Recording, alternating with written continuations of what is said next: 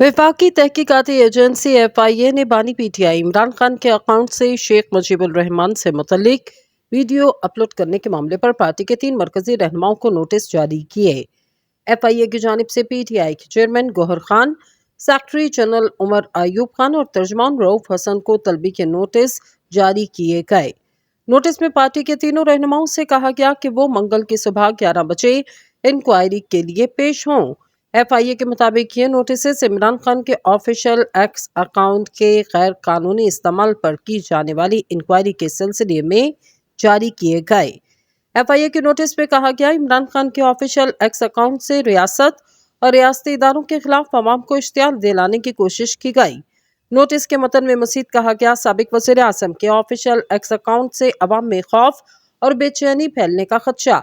इसी नोटिस में ये भी कहा गया, इश्तियाल अंगेज़ी से अवाम को रियासत और इदारों के खिलाफ कानून हाथ में लेने पर उकसाया जा सकता।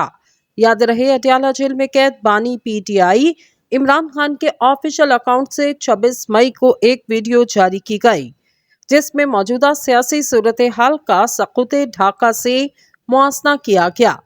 इस वीडियो के मामले की इंक्वायरी के लिए FIA की टीम जुमेरात को अटियाला जेल भी गई, ताहम इमरान खान ने टीम से मिलने से इनकार कर दिया।